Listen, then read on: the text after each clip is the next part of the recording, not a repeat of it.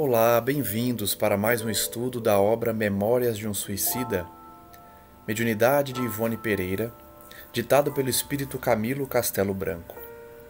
Estamos no nosso estudo de número 73, aprendendo com Camilo sobre suas experiências na espiritualidade após o seu suicídio, seu resgate, seu treinamento e seus cursos que o preparam para o retorno à Terra. No último estudo, nós acompanhávamos já no final do livro a visita de Camilo e seus colegas ao setor dos suicidas do sexo feminino, o departamento em que o hospital e o curso dessas mulheres eram visitados por Camilo e os demais. Vimos que muito se assemelha o local aos locais que Camilo também se recuperou, se diferenciando somente em relação às servidoras que lá prestavam seu auxílio.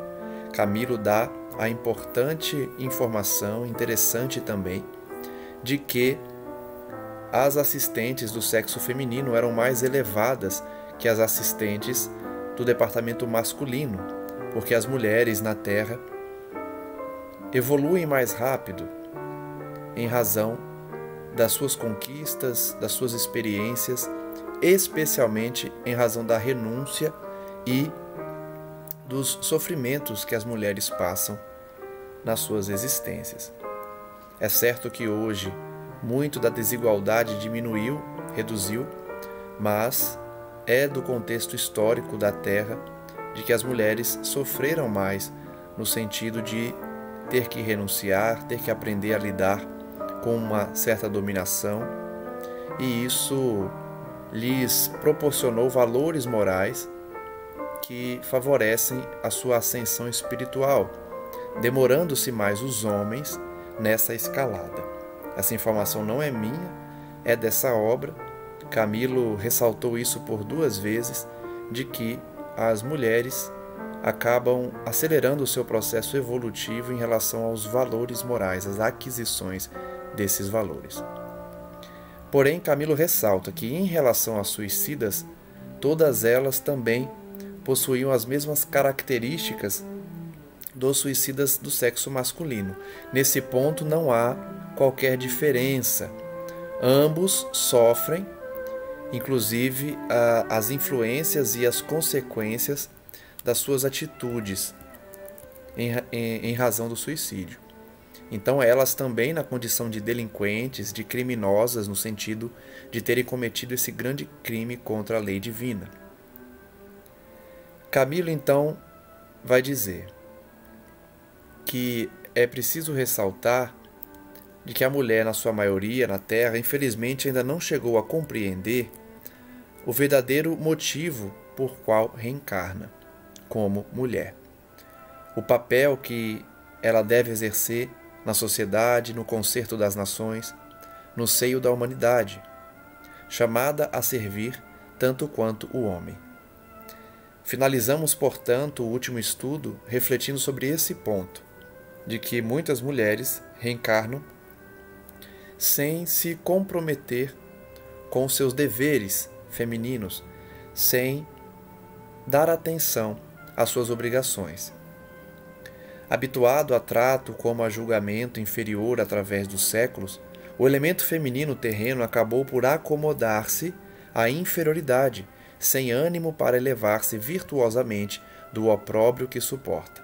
Então vejam que discurso até polêmico de Camilo, ao dizer que, em razão da grande repressão que a mulher sofreu durante os séculos, ela acabou acostumando-se a essa posição de dominação, deixando de exercer uma postura mais ativa em relação a essa repressão, a essa dominação. Ele diz que, a tal ponto que, nos dias atuais, como no passado, ele apenas se limita à orientação do servilismo em prol do elemento masculino, descrendo dos ideais redentores, incapacitando-se para o preenchimento dos intuitos do Criador, diminuindo-se mais ainda quando julga ao homem equiparar-se, por lhe imitar as ações com as paixões e atos deslustrosos, o que, afinal de contas, se aos representantes do primeiro gênero desdoura, aos do segundo implica em labirinto de deméritos perante a soberana lei. A crítica de Camilo é muito pertinente. Ele está dizendo que muitas vezes as mulheres se colocam numa posição de servilismo em relação aos homens e querem imitá-los, abandonando valores morais próprios da feminilidade. Portanto, hoje ainda, apesar dessa obra ter sido escrita há tantos anos, é muito atual nesse ponto, porque muitas mulheres, dizendo-se abraçar o feminismo, adotam posturas machistas ou posturas que apenas destroem seus valores morais, colocam elas numa situação de degradação moral, principalmente em relação ao sexo, pelo número de parceiros, por essa cultura de que o comprometimento do casamento é algo a ser evitado e quanto mais parceiros, melhor, imitando a postura dos homens sexólatras, dos homens que não têm respeito pelas mulheres, que não têm respeito pela instituição do casamento ou da fidelidade conjugal. Então essa crítica realmente é muito pertinente em relação a esse ponto, de que a cultura machista acabou produzindo também mulheres que se dizem feministas, mas na verdade querem igualar-se aos homens na degradação moral, imitando os gestos piores, os gestos que afundam nos abismos dos erros. Então ele diz aí, que muitas imitam as ações com as paixões e os atos deslustrosos, desdourando os homens e implicando num labirinto de deméritos em relação às mulheres frente à lei divina. Daí as desgraças que vêm sobrecarregando a mulher, as quais seriam certamente insolúveis se a providência não estabelecesse necessários corretivos por meio de suas leis, tão misericordiosas quanto sábias, corretivos que tenderão sempre à reabilitação justa e rápida da mulher, nos campos da moral espiritual. Então essa postura de imitar os homens no desregramento das paixões acabou endividando as mulheres também. E, segundo Camilo, a lei divina, que é misericordiosa, adequa as condutas para a harmonização das consciências, tanto dos homens quanto das mulheres. Observai, porém, com vossos próprios olhos. Vossos preceptores saberão o que apresentar para a lição do dia. Então, Camilo e os demais, ao visitar o Hospital das Mulheres, em que as mulheres eram internadas na colônia, eles vão colher as lições para demonstrar esse discurso, de que o servilismo da mulher e a imitação da conduta equivocada masculina acaba trazendo consequências nefastas quando elas desencarnam. Chegaram então ao manicômio. Uma religiosa os recebeu. Era Vicência de Guzmán, a nobre irmã do nosso amigo da vigilância. Lembrem-se então do personagem Ramiro de Guzmán, que atua no hospital da ala masculina, e a sua irmã atua na ala do hospital feminino.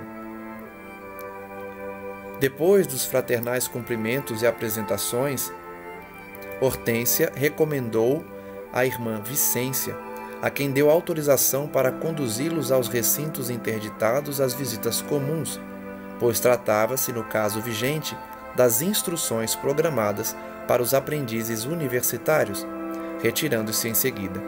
Então, mais uma vez, Camilo e seus colegas tinham autorização temporária para visitar algumas salas, alguns departamentos do hospital que eram restritos, especialmente aos visitantes, porque eles estavam em instrução, por isso receberam essa autorização. Amável e delicada, a jovem religiosa, que respondia pelo expediente na ausência do irmão João, levou-nos a um pátio de enormes dimensões, pitoresco e agradável, para o qual deitavam numerosas janelas, todas gradeadas, pertencentes a câmaras secretas, ou melhor, a celas individuais, onde se debatiam espíritos de mulheres suicidas, atacados do mais abominável gênero de demência que me foi dado observar durante o longo tempo que passei no além-túmulo. Então, à semelhança do manicômio da ala masculina, ali também haviam espíritos femininos dementes que tinham perdido a razão por conta das suas atitudes infelizes somadas ao suicídio. Gritos desesperados, gemidos aterrorizantes invadiam o local de ondas trágicas, tornando-o repulsivo e agoirento, como verdadeira morada de loucos. Malgrado o tempo que fazia do nosso ingresso na benfazeja colônia, recordamo-nos do Vale Sinistro e admiramos profundamente ali ouvirmos o coro nefasto próprio daquelas paragens de trevas. Então, o coro das mulheres em sofrimento, gemendo, reclamando, gritando, fazia Camilo lembrar do Vale dos Suicidas, que ele tinha deixado há tantos anos. Nada indagamos, no entanto, certos de que as elucidações viriam a tempo. Não fizeram então nenhuma pergunta, porque sabiam que os instrutores responderiam em breve. E aí a gente já consegue fazer um comentário em relação à postura do Camilo, porque no início da obra ele não se segurava. Quem acompanhou deve lembrar que ele sempre fazia perguntas impertinentes. Se fosse o velho Camilo, ele certamente nesse momento já teria soltado alguma pergunta, especialmente uma pergunta mais indevida, constrangedora. Como ele já estava maduro, ele não fez nenhuma pergunta e silenciou, aguardando as instruções. Realmente, como que compreendendo o nosso interesse, a própria religiosa esclareceu a dúvida que nos assaltara, ao mesmo tempo em que nos fazia aproximar das janelas a fim de examinarmos o interior das ditas câmaras, porquanto impossível seria ali penetrarmos por outra forma. Ela então disse: são as suicidas que apresentam maior grau de responsabilidade na prática do delito e que, por isso mesmo, arrastam o maior cabedal de prejuízos para o futuro, enfrentando através do tempo situações atrozes que requisitarão períodos seculares a fim de serem modificadas, completamente sanadas. Então vejam que a primeira informação dela é que as mulheres suicidas eram as que absorviam o maior grau de responsabilidade pelo ato criminoso.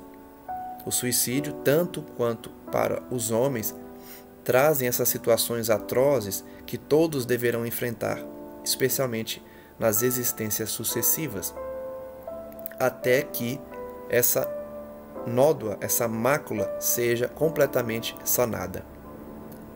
Estas infelizes, meus caros irmãos, deixaram-se escravizar por complexos sinistros, os quais se desdobram em sequências tão desastrosas que moralmente é como se debatessem elas à semelhança de quem, naufragando no lodo, mais se resolve em lama, aviltando-se para libertar-se.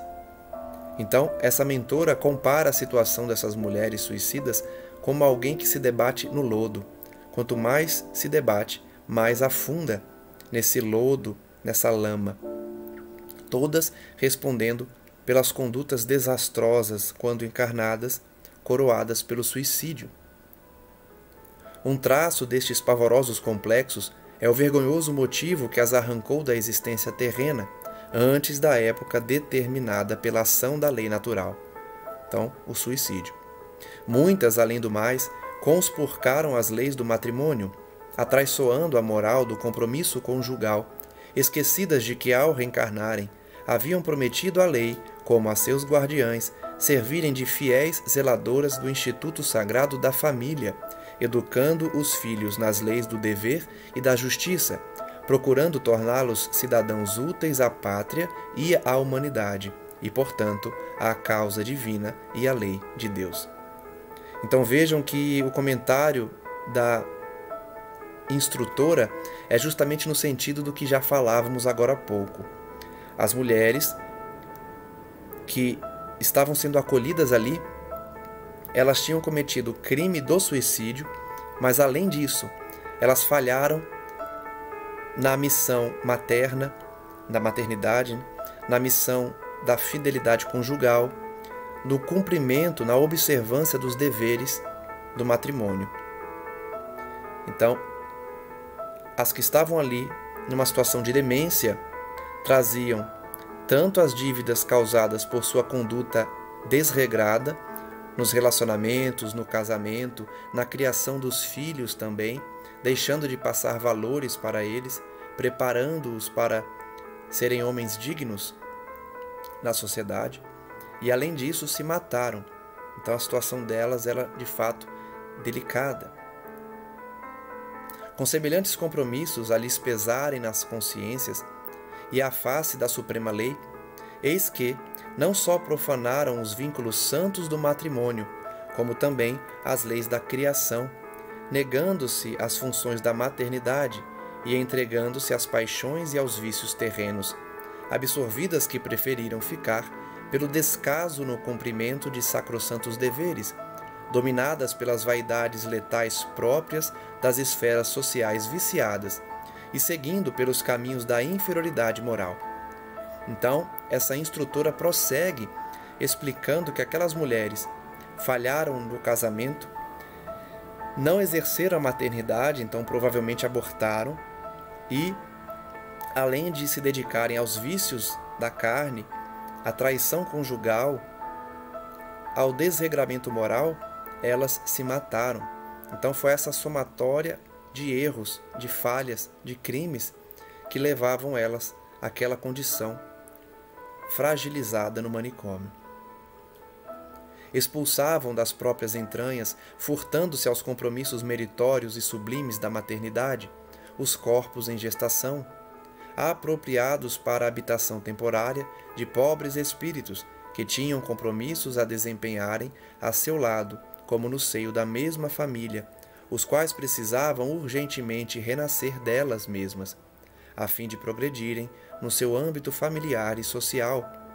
E tal crime praticavam muitas vezes, anulando abençoados labores levados a efeito nos planos espirituais, por obreiros devotados da vinha do Senhor, os quais haviam preparado o sublime feito da reencarnação do espírito carente de progresso, com todo o zelo, para que o êxito compensasse os esforços e, o que é mais grave ainda, depois que a entidade reencarnante já se encontrava ligada ao seu novo fardo em preparação, o que equivale dizer que, cientes do que faziam, cometiam infanticídios abomináveis. Então, como eu disse, além de todo o desregramento moral, a traição conjugal, a dedicação a uma vida viciada, elas deixavam de exercer a maternidade, realizando o aborto, realizando o infanticídio dos seus filhos, dos espíritos preparados à reencarnação com tanto empenho e dedicação dos espíritos superiores, dos instrutores, dos anjos guardiães. Apesar disso, elas impediam a reencarnação através do aborto, através da interrupção da gestação, algo que o espírita, o cristão, jamais pode concordar. Porque cada reencarnação é oportunidade única para o espírito reencarnante. Toda reencarnação é planejada, é programada. Nós não temos o direito. Nós, quando digo humanidade, independente do meu gênero, meu sexo masculino, mesmo que muitos digam que eu não tenho lugar de fala porque sou homem, há muitas mulheres no movimento espírita, no movimento cristão, que hão de concordar comigo, no sentido de que toda reencarnação tem um planejamento. Não há um direito ao aborto. Não há uma possibilidade de escolher se alguém pode ou não reencarnar. Isso não cabe a nós, seres humanos reencarnados, tão falhos ainda e tão imperfeitos. Porque compete somente a Deus e sua lei perfeita definir quando é o momento de alguém retornar ao plano físico ou deixá-lo. Por isso nós não temos o direito de interromper a vinda de qualquer espírito. Toda reencarnação é programada, é planejada e especialmente desejada pelo espírito reencarnante. Então essas mulheres, além de todos os erros cometidos, haviam cometido também abortos sucessivos, mesmo cientes do infanticídio que praticavam. Acontece que, ao fim de tantos e tão graves desatinos à luz da razão, da consciência, do dever, da moral, como do pudor pertinente ao estado feminino, deixaram prematuramente o corpo carnal, morrendo elas próprias para o mundo físico-material, num dos vergonhosos ultrajes cometidos contra os sagrados direitos da natureza. Então, como dito várias vezes, além de falhar em várias áreas, praticar infanticídio, o aborto, elas deixaram também o corpo físico prematuramente, através do suicídio. Outras, depois de luta ímproba e aviltante, durante a qual, à custa de criminosos deméritos, extinguindo em si mesmas as fontes sublimes da reprodutividade, próprias da condição humana, adquiriram como sequência natural enfermidades lastimáveis, tais como a tuberculose, o câncer, infecções repulsivas, etc. Ele está dizendo aqui que as mulheres que impediram novas fecundações, extinguindo as possibilidades de reprodução, acabaram adquirindo doenças, câncer, infecções, tuberculose, por conta também dessa agressão ao próprio corpo, realizando procedimentos de laqueadura ou de interrupção da gravidez, trazendo consequências aí ao organismo reprodutor, aos órgãos reprodutores. E aí acabaram causando doenças nesses locais, que as fizeram prematuramente atingir o plano invisível, sacrificando com o corpo carnal também o futuro espiritual e a paz da consciência, maculando, além do mais, o envoltório físico-astral, o perispírito, com estigmas degradantes, conforme podereis examinar. Então eles iriam ali visitar e conhecer a história ou as histórias de muitas mulheres que, além do aborto, além dos crimes cometidos durante a existência, também impediram a natureza de agir com a reprodução, causando doenças que levaram elas ao óbito, ao desencarne, e, consequentemente, maculando também as suas consciências, o seu perispírito, por conta das marcas trazidas pelas condutas equivocadas. E rodeando-se de ondas vibratórias tão desarmoniosas e densas que o deformaram completamente, reduzindo-o à expressão vil das próprias mentes.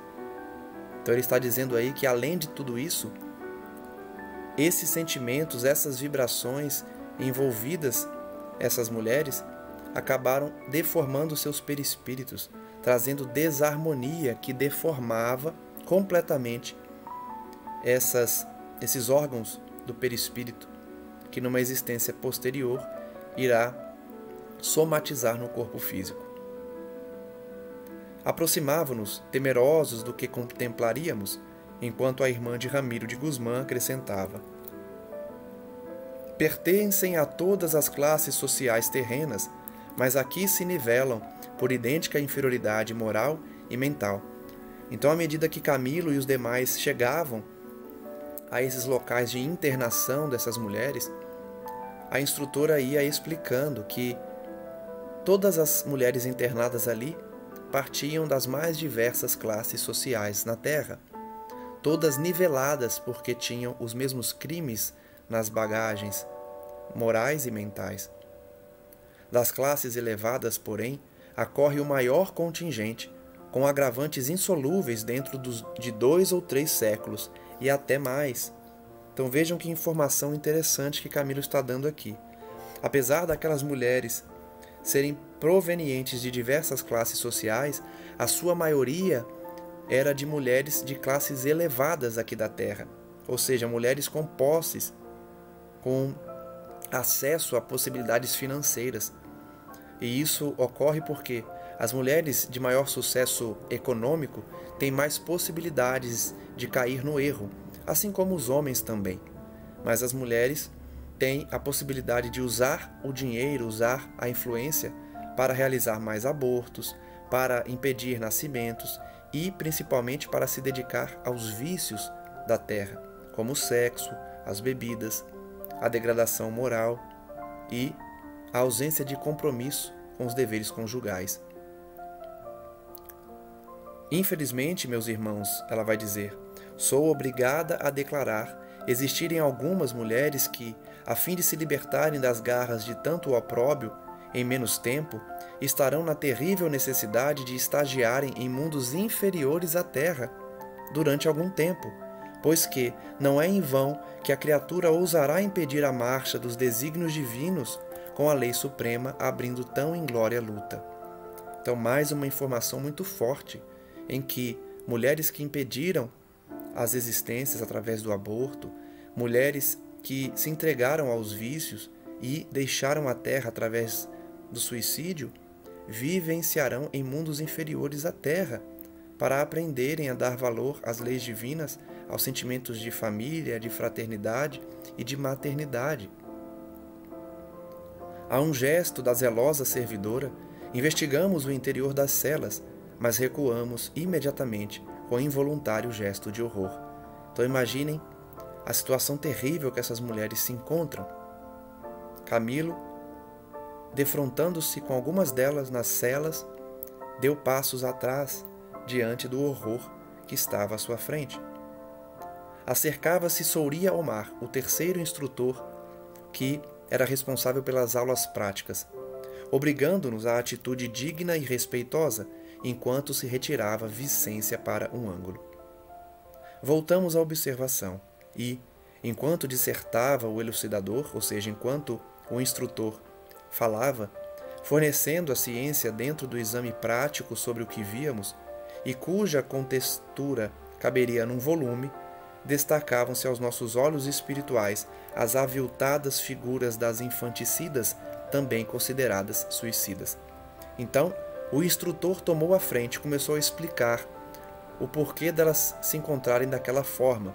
E à medida que ele falava, que ele ensinava, Camila e os demais iam percebendo aquelas figuras que tinham cometido tantos infanticídios e suicídios. Ó Senhor Deus de todas as misericórdias, como se verificariam tais monstruosidades sob a luz sacrossanta do universo que criaste, para que o homem nele se glorificasse, aos seus embalos, progredindo em amor, virtude e sabedoria, até atingir a sua imagem e semelhança? Então ele faz essa reflexão diante de uma situação tão sofrida. Se os homens na Terra, e aí homens no sentido de humanidade, homens e mulheres, dedicassem-se, de fato, aos ensinamentos cristãos, a evolução seria mais veloz, mais rápida, atingiríamos aí a vivência com o Cristo e com o nosso Criador de maneira mais célere.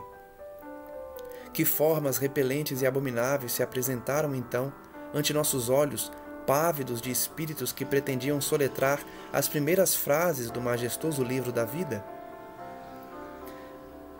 É interessante destacar que o instrutor já tinha dito, que se ele explicasse com detalhes os dramas daquelas mulheres e as consequências espirituais das suas atitudes, daria mais um livro. Tamanho a quantidade de informações. Então, Camilo refletia que aquelas formas apresentadas pelas mulheres, por conta das deformações dos seus perispíritos, trazia espanto a Camilo. Ele, que já tinha passado pelo Vale dos Suicidas e já tinha presenciado situações terríveis, estava assustado com a forma daquelas mulheres. Como poderia a mulher ser mimoso e lindo, rodeado de encantos e atrativos incontestáveis, moralmente amesquinhar-se tanto para chegar a tão funestos resultados? Então ele refletia, a mulher que é tão bonita por natureza, que tem traços tão sensíveis, como elas poderiam ter chegado àquele fundo do poço, aquele abismo de erros e de dívidas? O que víamos então ali? Seria mulher? Porventura, um monstro primitivo? Então vejam que linguagem forte Camilo utiliza, o que nos permite apenas imaginar a monstruosidade que essas mulheres se tornaram, deformando seus perispíritos. Não, disse ele, víamos, isso sim, um espírito defraudador da mais sublime quanto respeitável lei do Criador, a lei da reprodução da espécie para a finalidade suntuosa do progresso, a lei divina da procriação. Então Camilo presenciava não um monstro primitivo, mas sim um espírito endividado que não respeitou, que não honrou o dever da maternidade, da reprodução, não respeitou os desígnios divinos da reencarnação, impedindo que espíritos retornassem ao plano físico apenas para atender os seus caprichos pessoais, as suas vontades mesquinhas e passageiras, egoísticas. Vultos negros esgrenhados, como envolvidos em farrapos, padrão trágico da ruína, bracejavam contra 1000 formas perseguidoras que superlotavam o recinto, rodeando-lhes a personalidade. Então notem que aquelas mulheres dementes, que não tinham razão porque estavam enlouquecidas nos seus dramas íntimos, gritavam, bracejavam contra figuras que as rodeavam. Certamente os espíritos que elas haviam impedido de reencarnar através do aborto, do infanticídio, perseguiam elas nas suas mentes culpadas. Muitas vezes não há espíritos propriamente ditos ali, mas a consciência de culpa delas criam esse cenário monstruoso de perseguições, de figuras demoníacas muitas vezes que as perseguem por conta das suas consciências de culpa. Ao longo dos seus corpos entenebrecidos pelas impurezas mentais, notavam-se placas, quais chagas generalizadas, sobre as quais desenhos singulares apareciam como decalcados em fogo ou sangue. Olha que forte essa imagem. Nos corpos dessas mulheres haviam marcas sobre a pele delas, como se tivessem sido marcados desenhos decalcados em fogo ou em sangue. Imagina as cicatrizes, as formas que se apresentavam. Firmamos a atenção, procurando observar melhor a um sinal do instrutor. Tratava-se da reprodução mental de embriões humanos que tenderiam a se desenvolver outrora nos aparelhos procriadores carnais, mas que se viram repelidos do sagrado óvulo materno por ato de desrespeito à natureza, como à paternidade divina, permanecendo todavia sua imagem refletida no perispírito da genitora infiel, como produto mental de um crime cometido contra um ser indefeso e merecedor de todo o amparo e da máxima dedicação. Então aquelas formas que se desenhavam ao redor dessas mulheres, as formas e os desenhos marcados com sangue e fogo nas suas peles, tratavam-se de embriões criados mentalmente pelas consciências de culpa dessas mulheres, que impediram o reencarne de espíritos quando estavam na Terra, impediram a reprodução, a procriação e a oportunidade da reencarnação, cometendo então abusos dos órgãos reprodutores e também abortos, infanticídios. Aqueles que seriam então seus filhos, seus rebentos, eram criados mentalmente por elas como marcas nos seus perispíritos, embriões que estavam ali, perseguindo elas na consciência de culpa. Várias daquelas criminosas entidades viam-se desfiguradas por 3, por 5, por 10 imagens pequeninas, o que lhes alterava sobremodo as vibrações, desarmonizando-lhes completamente o estado mental. Então ele narra que muitas daquelas mulheres traziam 3, 5, 10 imagens pequeninas, 10 imagens de embriões que alteravam suas vibrações, desarmonizando o estado mental delas, enlouquecendo-as. Cenas deploráveis, fiéis produtos da mente, que só se alimentou da ociosidade nociva do pensamento. A situação delas, portanto, se assemelha daquela mulher que é descrita no livro Nosso Lar, de André Luiz, pela mediunidade de Chico Xavier, que nós também vamos estudar aqui nesse canal. Uma das mulheres que se apresenta aos portões da colônia apresenta também essas marcas no seu perispírito, os pequeninos corpos dos embriões que elas negaram a reencarnação. Percorriam seus corpos, rodeavam as mentes dessas mulheres, causando intensa perturbação.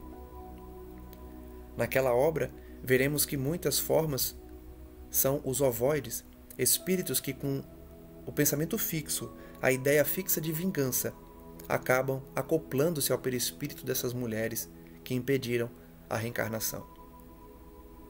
Aquelas, porém, que estavam ali nas celas, traziam essas criações mentais que perturbavam também a sua paz, porque elas haviam na Terra dedicado-se à ociosidade, à satisfação apenas dos seus interesses passageiros. Recordações luxuriosas, esmagadoras provas de conduta infiel à moral povoavam o lúgubre recinto, transformando-o em habitação de uma coletividade execrável e enlouquecedora. Então, além desses embriões, além da perturbação total, além dos perseguidores espirituais criados também pelas mentes daquelas mulheres, as telas mentais das suas traições também se faziam vivas ali. As provas da infidelidade, as provas da degradação moral que elas haviam se dedicado na terra também se repetiam naquele recinto, povoando as suas celas, transformando ali numa coletividade execrável e enlouquecedora. Lutavam as desgraçadas, bracejando sem tréguas, no intuito de repelirem as visões macabras oriundas dos próprios pensamentos. Notem a força do pensamento no mundo espiritual. Eu já ressaltei aqui por diversas vezes, nessa e em outras obras. O pensamento é vida, cria de forma tão real no mundo espiritual que muitos enlouquecem, porque as criações mentais são terríveis, dependendo dos crimes cometidos. Aquelas mulheres então criavam essas formas mentais que as enlouqueciam. Os próprios pensamentos causavam a perturbação. Os pequeninos seres, outrora por elas sacrificados em suas entranhas, esvoaçavam em torno, levados das repercussões do perispírito para as ondas vibratórias da mente, já irradiadas e aí refletidas por intermédio de magnífico, sublime serviço consciencial, castigando a infratora na sequência de leis naturalíssimas por elas mesmas acionadas ao cometerem a infração. Notem que a explicação de Camilo trata das consequências das nossas atitudes. Em outras obras, em que eu pude expor aqui no canal, quando falei do tema aborto na visão espírita, que está disponível também na playlist sobre palestras, nós víamos que quando uma mulher comete o aborto, o espírito que a persegue, se for um espírito inferior, e geralmente o é, ele emite ondas vibratórias que poluem o sistema defensivo do corpo da mulher, que trazem miasmas e fluidos espessos, escuros, que se juntam também às vibrações mentais dessas mulheres, causando muitas vezes o óbito delas, causando enlouquecimento, causando a perda da razão. Como dito aqui por Camilo, os crimes que essas mulheres cometeram causavam essas criações mentais que saíam dos seus perispíritos por conta da conduta errada do passado e se transportavam às suas mentes, nesse recurso que a lei divina utiliza para reequilibrar essas pecadoras, essas infratoras da lei divina. Elas mesmas tinham acionado essa consequência com as suas atitudes, e o que Camilo chama aqui de castigo, na verdade é a consequência natural da conduta equivocada. Uma vez praticada, ela causa essa consequência natural de transporte dos fluidos negativos, das vibrações equivocadas para as mentes dessas mulheres. Eram quais moscas a zumbirem inalteravelmente em torno de mísero canceroso, desorientando-o até a loucura em vista dos inevitáveis desequilíbrios daí derivados. Então, as formas mentais dos embriões rodeavam essas mulheres, as suas mentes, como moscas a zumbirem em torno de uma ferida, levando elas à loucura por conta dos desequilíbrios derivados dessa condição. Apresentavam-se algumas, além do mais, plenamente obsidiadas pelas individualidades que deveriam habitar aqueles corpos repudiados. Então, além das criações mentais, além dos pensamentos delas que criavam essas cenas e criavam esses seres, haviam também espíritos dos abortados que estavam também obsidiando elas. Individualidades que, não lhes perdoando as deslustrosas ações que redundaram em prejuízos para seus urgentes interesses espirituais, passaram a persegui-las com ódios e revoltas, afinados os seus perispíritos com os delas próprias pelas cadeias magnéticas naturais aos processos criadores do renascimento carnal. Então notem que lição importante. Como esses espíritos que iam reencarnar se ligam ao perispírito das mães pelo processo natural da reencarnação, como ocorre com todas as grávidas, com todas as mães, essas ligações foram perturbadas pelo aborto. E essa perturbação aumentou essa vinculação deles com elas. Por isso, muitos dos abortados estavam ali perseguindo essas mulheres, jungidos a elas pelas cadeias magnéticas naturais dos processos reencarnatórios. Unificados ainda, unidos, como se continuasse no além-túmulo o processo de gestação fetal iniciado no estado humano terreno que o infanticídio interrompera. Outra informação muito forte e interessante. Há casos que a mulher que impede o renascimento, que pratica o aborto e logo depois vem a desencarnar, essa gestação prossegue no mundo espiritual. Há várias obras que retratam isso, mulheres grávidas no além. São raros os casos citados nas obras espíritas, mas eu me recordo de algumas obras que trazem essa informação. A gestação prossegue porque a ligação está feita no perispírito dessas mulheres. Ainda que os seus corpos, da mãe e do filho, estejam mortos para o mundo, os seus espíritos e, consequentemente, seus perispíritos continuam com essa ligação proporcionada pelos mecanismos da reencarnação, unidos ainda, como se esse processo de gestação prosseguisse no além. Estas dir-se-iam monstros fabulosos, e nenhuma expressão da linguagem humana haverá que possa descrever a fealdade que arrastavam. Então, mais uma vez, imaginem a monstruosidade que se tornou o perispírito dessas mulheres. Para Camilo chamá-las de monstros fabulosos, que a nossa linguagem não consegue descrever. Renasceriam, expiando o erro fatídico, calamitoso, consoante explicara o insigne catedrático, loucas e irremediáveis na tentativa de corrigenda para as desarmonias vibratórias, uma vez que tais casos são irremediáveis na situação espiritual. Então, da mesma forma que o suicida precisa reencarnar de uma forma dolorosa para restabelecer o equilíbrio dos seus perispíritos, a mulher que aborta também precisa reencarnar para reequilibrar os seus órgãos reprodutores, especialmente na área genésica do perispírito, deformado pela conduta equivocada. Camilo explica que elas renasceriam como repulsivos monstrengos, deformados, enfermos, cujo grau de anormalidade levaria os homens a duvidar da sabedoria de um Deus onipotente, quando justamente estariam esses diante de formosa página da excelsa sabedoria. Olha que colocação perfeita de Camilo, racional.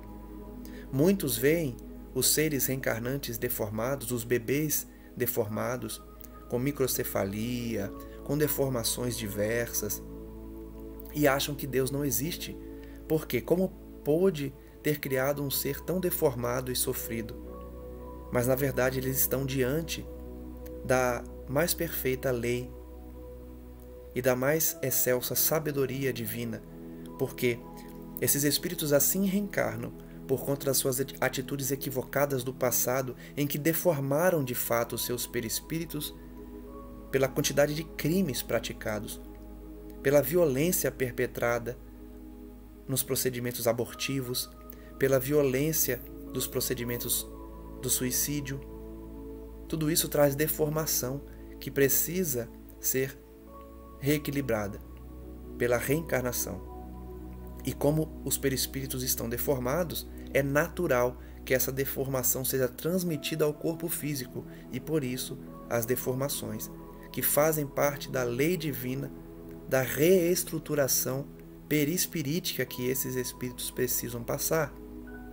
Quando deixarem a Terra, abandonando esses corpos deformados, os seus perispíritos estarão mais uma vez harmonizados com a lei divina e renascerão sem as imperfeições, até que o último ceitil seja pago.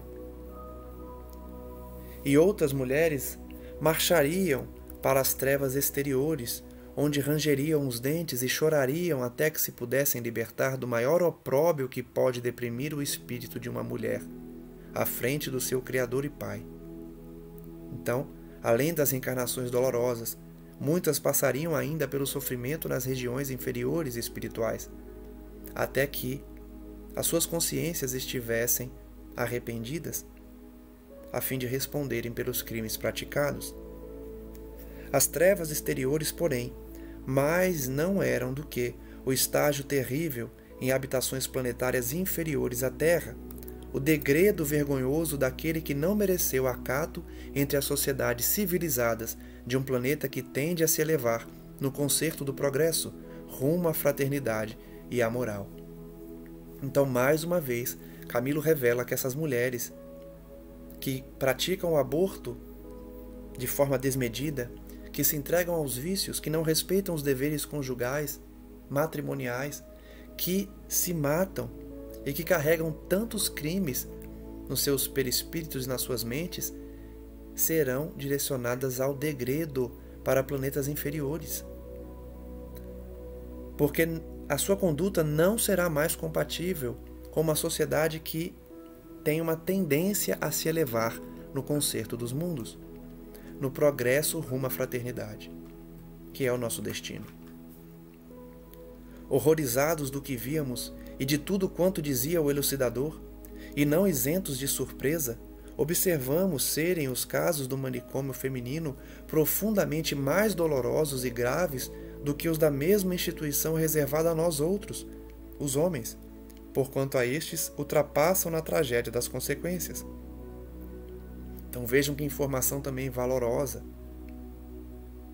Essas mulheres sofriam mais do que os homens, porque a conduta delas era mais grave. E é compreensível que assim seja, porque é a mulher que de fato decide sobre o aborto. É ela que carrega o feto.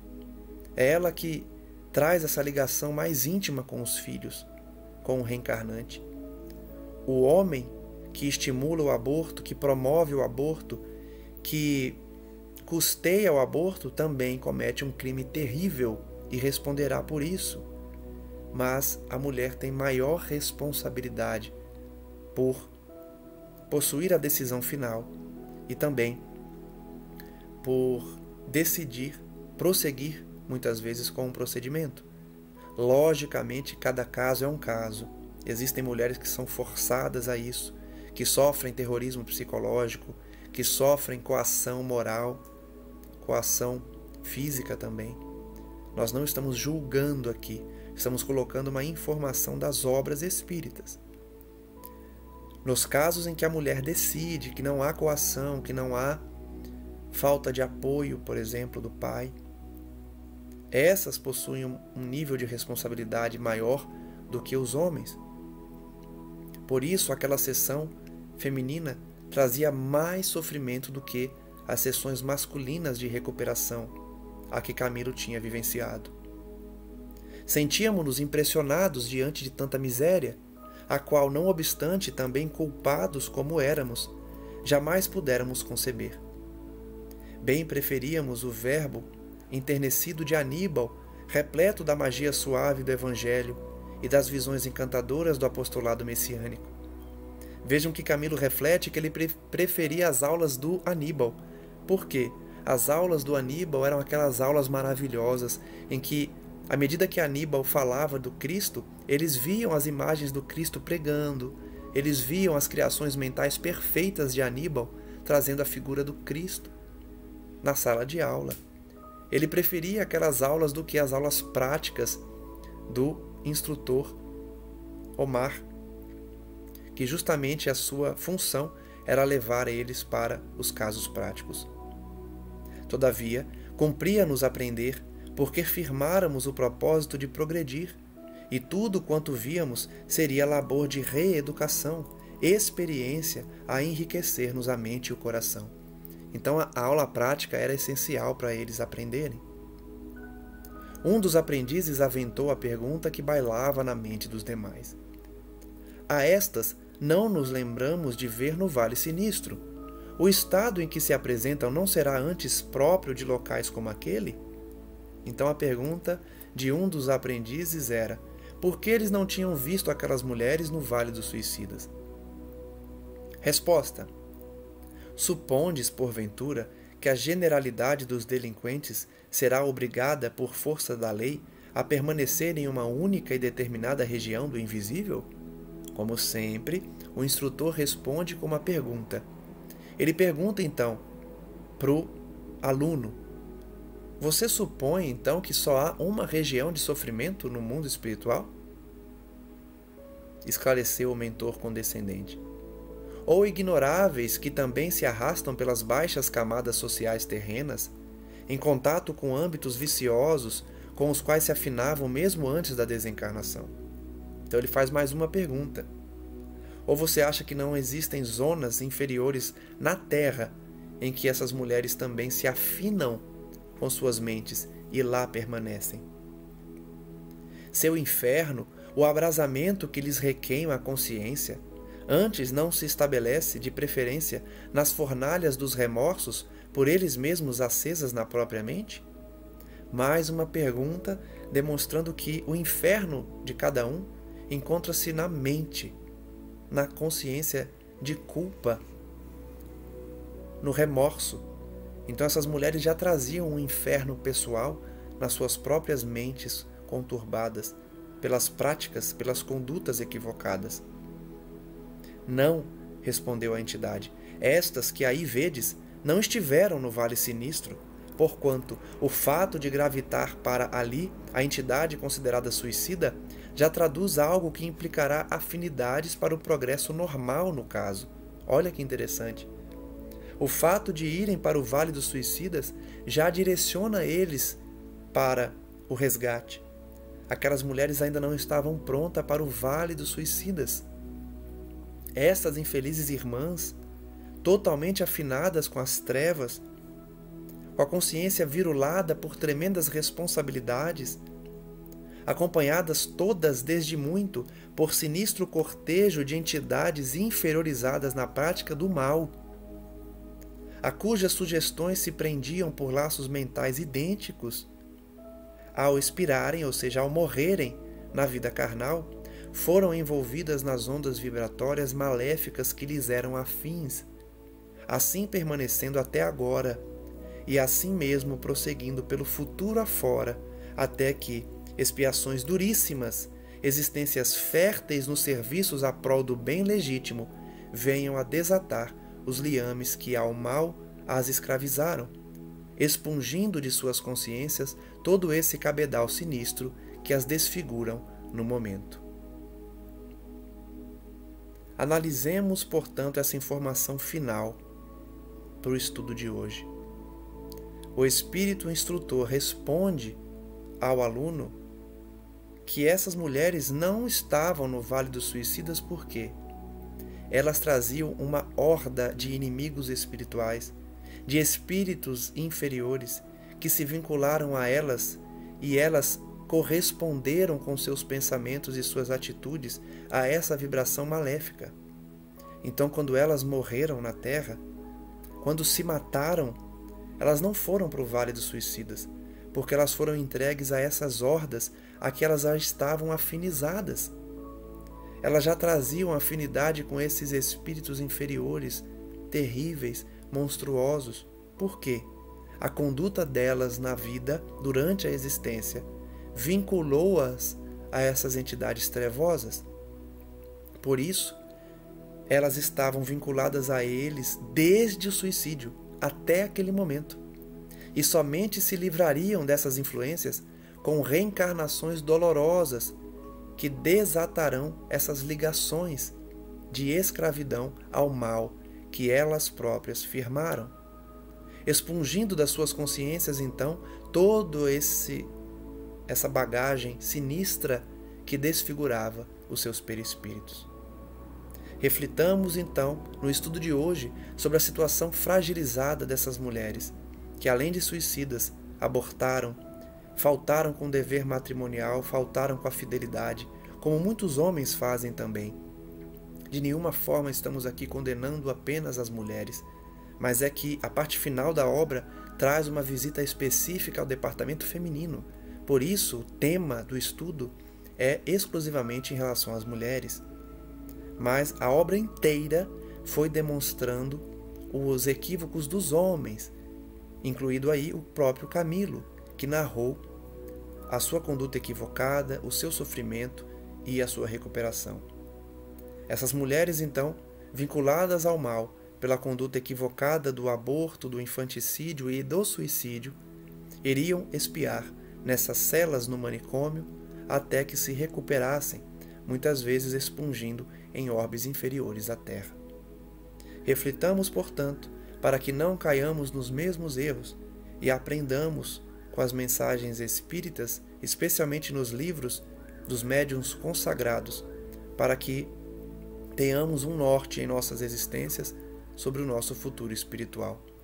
Agradecemos, portanto, a todos que acompanham e pedimos à espiritualidade superior que nos abençoe o caminho para que tenhamos, nesses estudos, a absorção necessária do conteúdo evangélico, praticando, através das condutas do cotidiano, as lições aprendidas aqui, instruídas por nossos mentores e indicadas por aqueles que nos desejam bem e que querem o nosso progresso. Sintonizemos, portanto, com eles, a fim de recebermos essas lições, essas instruções, e que estejamos aqui diariamente, prosseguindo nos estudos e nos preparando para uma vida espiritual dedicada ao Cristo Jesus. Graças damos a Ele hoje e sempre, e que assim seja. Um forte abraço a todos e até o próximo estudo, em que aprenderemos ainda mais na parte final dessa obra magnífica, dando início posteriormente a outras obras, especialmente das obras de André Luiz. Um abraço a todos e até a próxima.